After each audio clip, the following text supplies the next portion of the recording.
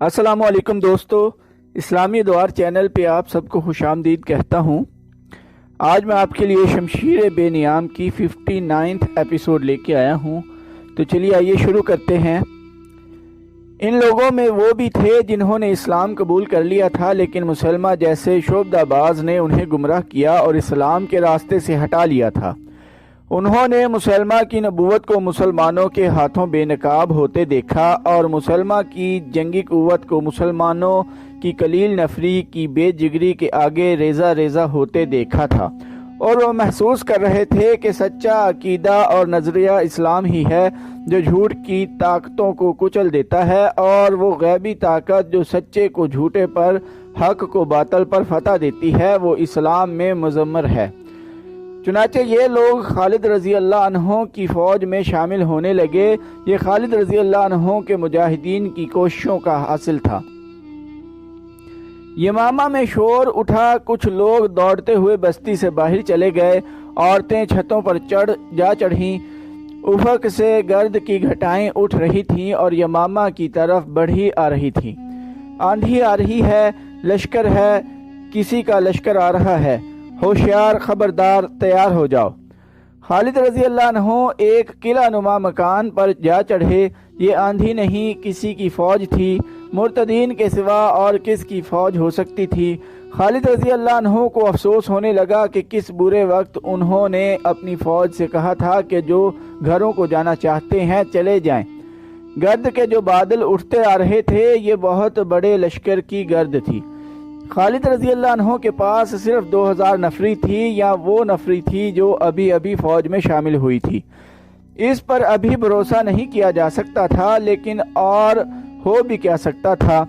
یمامہ کی آبادی تھی، اس میں لڑنے والے آدمی موجود تھے، لیکن یہ خطرہ بھی تھا کہ یہ لوگ دشمن سے مل جائیں گے، اور یہ خطرہ بھی کہ یہ پیٹھ پر وار کریں گے۔ مجاہدین اسلام خالد رضی اللہ عنہ نے قلعہ نما مکان کی چھت سے للکار کر کہا، بہت بڑے امتحان کا وقت آ گیا ہے، اللہ کے سوا تمہارا مددگار کوئی نہیں۔ خالد رضی اللہ عنہ چپ ہو گئے، کیونکہ انہیں دفوں اور ڈھولوں کی دھمک سنائی دینے لگی تھی۔ حملہ آور دف بجاتے نہیں آیا کرتے، دھمک بلند ہوتی جا رہی تھی۔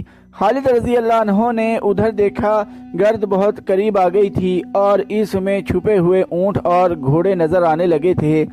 گرد کے دبیز پردے میں آنے والا لشکر نعرے لگانے لگا، اسلام کے پاس بانو۔ خالد رضی اللہ عنہ نے اوپر سے چلا کر کہا، اللہ کی مدد آ رہی ہے، آگے بڑھو، استقبال کرو، دیکھو یہ کون ہیں۔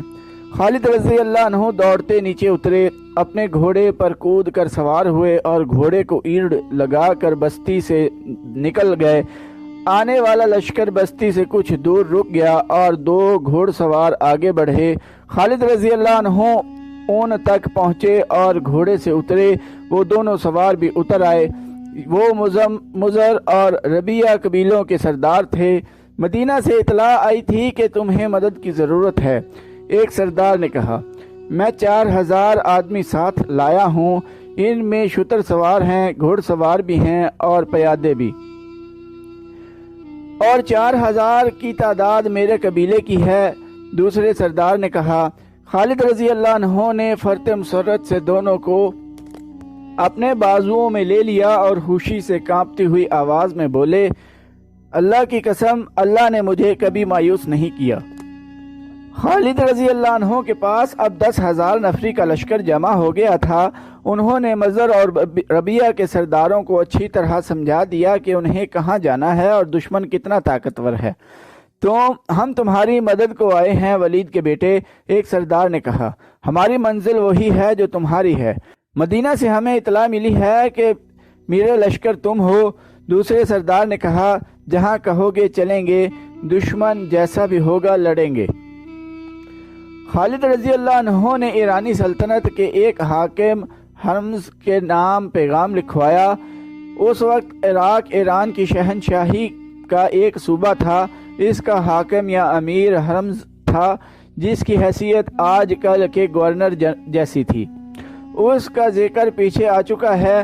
وہ بڑا ہی بدطینت جھوٹا اور فریب کار تھا۔ کمینگی میں اس کا نام ضرب المثل کے طور پر استعمال ہوتا تھا۔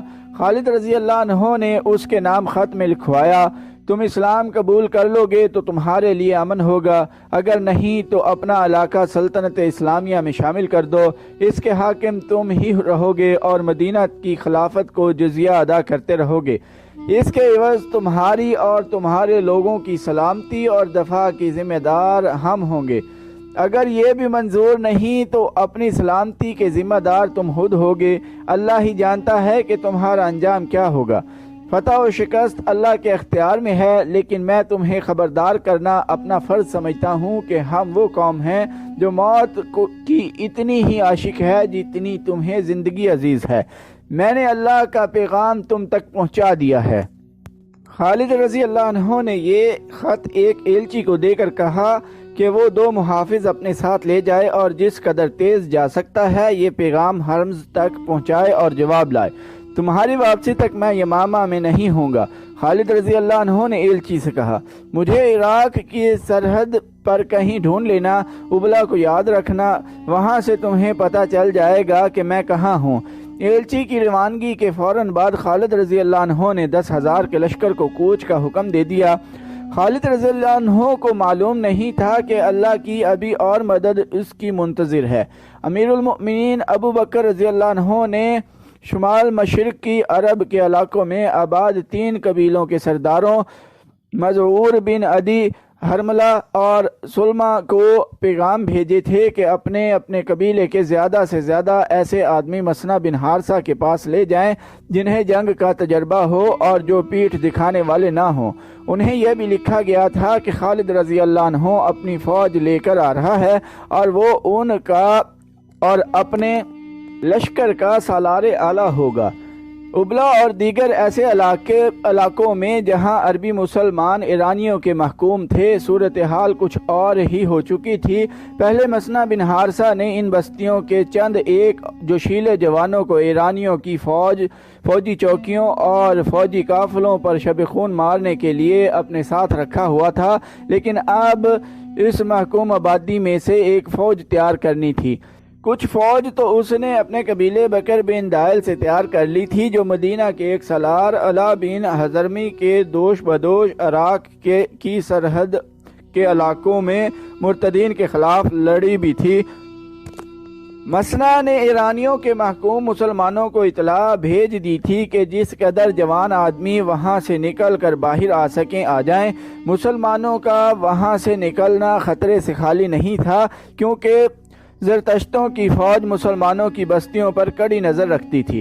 انہیں معلوم تھا کہ ان پر شب خون مارنے والے یہی مسلمان ہیں۔ اب ایران کی فوج کو نئے احکام ملے تھے۔ یہ احکام جاری کرنے والا عراقی صوبے کا حاکم حرمز تھا۔ چند ہی دن پہلے کا واقعہ تھا کہ خالد رضی اللہ عنہ کا ایلچی حرمز کے دربار میں پہنچا۔ یہ شہنشاہوں کا دربار تھا۔ حرمز کو جب اطلاع دی گئی کہ مدینہ کے سالار خالد رضی اللہ عنہ کا ایلچی آیا ہے تو حرمز نے چہرے پر نفرت اور رعونت کے آثار پیدا کر لیے تھے۔ میں کسی مسلمان کی صورت نہیں دیکھنا چاہتا، اس نے کہا تھا، لیکن میں دیکھنا چاہتا ہوں کہ وہ کیوں آیا ہے۔ زرتشت کی قسم، ایک درباری نے اٹھ کر حرمز سے کہا، خالد رضی اللہ عنہ کا ایلچی کوئی پیغام لایا ہوگا جو اس کی اپنی موت کا پیغام ثابت ہوگا، لے آؤ اسے اندر۔ حرمز نے کہا۔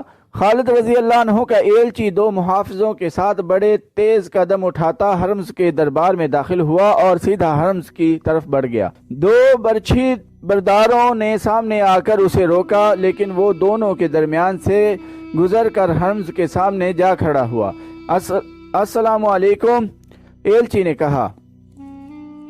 حرمز آتش پرست کو خالد رضی اللہ عنہ بن ولید سالار مدینہ کا سلام پہنچے، جن کا ایک پیغام لایا ہوں۔ ہم اس سالار کا سلام قبول نہیں کریں گے جس کے ایلچی میں اتنی بھی تمیز نہیں کہ ہمارے جاہ و جلال کو پہچان سکے۔ حرمز نے حقارت سے کہا، کیا مدینہ میں جنگلی اور گنوار آباد ہیں؟ کیا تمہیں بتایا نہیں گیا کہ تم ایک شاہی دربار میں جا رہے ہو؟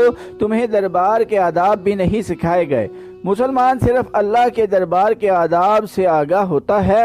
ایلچی نے جرأت سے سر کچھ اور اونچا کیے کہا، اس انسان کو اسلام کوئی حیثیت نہیں دیتا جو اللہ کے بندوں پر اپنے دربار کا رعب گانٹتا ہے۔ میں تمہارا درباری نہیں، اس سالار کا ایلچی ہوں جسے اللہ کے رسول صلی اللہ علیہ وآلہ وسلم نے اللہ کی تلوار کہا ہے۔ ہرمز کے سامنے وہ تلوار کوند ہو جائے گی۔ ہرمز نے فرعونوں کے سے لہجے میں کہا اور ہاتھ بڑھا کر والہانہ لہجے میں بولا، لاؤ تمہارے اللہ کی تلوار نے کیا پیغام بھیجا ہے۔ ایلچی نے پیغام اس کے ہاتھ میں دے دیا، جو وہ اس طرح پڑھنے لگا جیسے ازراہ مذاق اس نے ایک خط ہاتھ میں لے لیا ہو۔ پیغام پڑھ کر اس نے اسے مٹھی میں اس طرح چرمڑ کر دیا جیسے یہ ایک ردی کا ٹکڑا ہو جسے وہ پھینک دے گا۔ کیا کیڑے مکوڑے یہ خواب دیکھ رہے ہیں کہ وہ ایک چٹان سے ٹکر لے سکیں گے؟ ہرمز نے کہا، کیا مدینہ والوں کو کسی نے بتایا نہیں کہ ہرکل بھی اس چٹان سے ٹکرا کر اپنا سر پھوڑ چکا ہے؟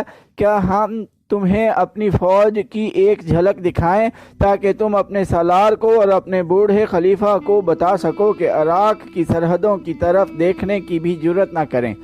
مجھے سالار اعلیٰ نے صرف یہ حکم دیا تھا کہ یہ پیغام ہرمز تک پہنچا کر اس کا جواب لاؤں۔ ایلچی نے کہا، میں تمہاری کسی بات کا جواب نہیں دے سکتا کیونکہ مجھے ایسا کوئی حکم نہیں ملا۔ تم جیسے ایلچی کے ساتھ ہم یہ سلوک کیا کرتے ہیں کہ اسے قید خانے میں پھینک دیتے ہیں۔ ہرمز نے کہا، اگر ہم رحم کریں تو اسے قید خانے کی اذیت سے بچانے کے لیے جلاد کے حوالے کر دیتے ہیں۔ میری جان میرے اللہ کے ہاتھ میں ہے۔ ایلچی نے پہلے سے زیادہ جرأت سے کہا، اگر تم مسلمان ہوتے تو تمہیں علم ہوتا کہ مہمان کے ساتھ کیا سلوک کیا جاتا ہے، لیکن اللہ کے منکر اور آگ کے پجاری سے اس سے بہتر سلوک کی توقع نہیں رکھی جا سکتی۔ مجھے جلاد کے حوالے کر دو، لیکن یہ سوچ لو کہ مسلمان میرے اور میرے محافظوں کے خون کے ایک ایک قطرے کا انتقام لیں گے۔ ہرمز بدک کر سیدھا ہو بیٹھا، غصے سے اس کی آنکھیں لال سرخ ہو گئیں، ویسی ہی سرخی اس کے چہرے پر آ گئی جیسے وہ خالد رضی اللہ عنہ کے اس ایلچی کو کچا چبا جائے گا۔ نکال دو اسے ہمارے دربار سے، ہرمز نے گرج کر کہا۔ 4-5 درباری جن کے ہاتھوں میں برچھیاں تھیں تیزی سے آگے بڑھے۔ ایلچی کے دونوں محافظوں نے تلواریں نکال لیں۔ پہلے وہ دونوں ایلچی کے پیچھے کھڑے تھے، اب وہ ایلچی کے پہلوؤں میں اس طرح کھڑے ہو گئے کہ ان کی پیٹھیں ایلچی کی طرف تھیں۔ ہرمز ایلچی نے باروب آواز میں کہا، جنگجو میدان جنگ میں لڑا کرتے ہیں، اپنی طاقت کا گھمنڈ اپنے دربار میں نہ دکھا۔ مجھے اپنے سالار کے پیغام کا جواب مل گیا ہے، تجھے ہماری کوئی شرط قبول نہیں۔ کیا یہی ہے تیرا جواب؟ نکل جاؤ اس دربار سے۔ ہرمز نے غصے سے کانپتی ہوئی بلند آواز میں کہا، اپنے سالار سے کہنا کہ میری طاقت کو میدان جنگ میں آزما لے۔ ہرمز کے برچھی بردار درباری اس کے اشارے پر رک گئے تھے۔ ایلچی کے محافظوں نے تلواریں نیاموں میں ڈال لیں۔ ایلچی پیچھے کو مڑا اور تیز قدم دربار سے نکل گیا۔ دونوں محافظ اس کے پیچھے پیچھے جا رہے تھے۔ ہرمز نے مٹھی کھولی جس میں خالد کا پیغام چوڑ موڑ کیا ہوا تھا۔ چونکہ یہ پیغام باریک کھال پر لکھا ہوا تھا اس لیے یہ مٹھی کھولتے ہی سیدھا ہو گیا۔ ہرمز نے یہ پیغام فارس کے شہنشاہ ارد شہر کی طرف اس اطلاع کے ساتھ بھیج دیا کہ وہ مسلمانوں کے مقابلے کے لیے فوری طور پر سرحد کی طرف کوچ کر رہا ہے اور وہ مسلمانوں کو سرحد سے دور ہی ختم کر دے گا۔ ہرمز کا اقبال بلند ہو، اس کے ایک درباری نے کہا، جس دشمن کو آپ سرحد سے دور ختم کرنا چاہتے ہیں وہ پہلے ہی سرحد کے اندر موجود ہے۔ ہرمز نے سوالیہ نگاہوں سے اس کی طرف دیکھا۔ یہ وہ عربی مسلمان ہیں، اس درباری نے کہا، جو دجلہ اور فرات کے اس علاقے میں آباد ہیں جہاں یہ دونوں دریا ملتے ہیں۔ یہ علاقہ ابلا تک چلا جاتا ہے۔ انہوں نے کبھی کی سلطنت ایران کے خلاف جنگ شروع کر رکھی ہے۔ مدینہ والوں نے ہم پر حملہ کیا تو یہ مسلمان ان سے مل جائیں گے۔ میں ایک عرض کرنے کی جرأت کرتا ہوں، ایک فوجی مشیر نے کہا۔ کئی دنوں سے اطلاعیں مل رہی ہیں کہ مسلمان جو لڑنے کے قابل ہیں یعنی جوان ہیں وہ اپنی بستیوں سے غائب ہوتے جا رہے ہیں۔ وہ یقیناً مسنہ بن حارثہ تک پہنچ رہے ہیں۔ اس میں کوئی شک نہیں کہ وہ فوج کی صورت میں منظم ہو رہے ہیں۔ کیا تم نے فرار کا یہ سلسلہ روکنے کے لیے کوئی کارروائی کی ہے؟ ہرمز نے پوچھا۔ فوجی دستے باقاعدہ نگرانی کر رہے ہیں، فوجی مشیر نے جواب دیا۔ اس کے باوجود مسلمان غائب ہو رہے ہیں، ہرمز نے غصے اور طنز سے کہا۔ سرحدی چوکیوں کو ابھی حکم بھیجو کہ مسلمانوں کی بستیوں پر چھاپے مارتے رہیں، ہر بستی کی تمام آبادی کو باہر نکال کر دیکھیں کہ کتنے آدمی غائب ہیں اور وہ کب سے غائب ہیں۔ جس گھر کا آدمی غائب ہو اس گھر کو آگ لگا دو۔ کوئی مسلمان سرحد کی طرف جاتا نظر آئے تو اسے پکڑ کر قتل کر دو یا دور سے ہی اس پر تیر چلا دو۔ تو دوستو آج کی ایپیسوڈ ادھر ہی ختم کرتے ہیں۔ چینل کو سبسکرائب کرنا نہ بھولیے گا، لائک، کمنٹ اور شیئر بھی ضرور کیجیے گا۔ ٹائم دینے کے لیے شکریہ۔ اللہ حافظ۔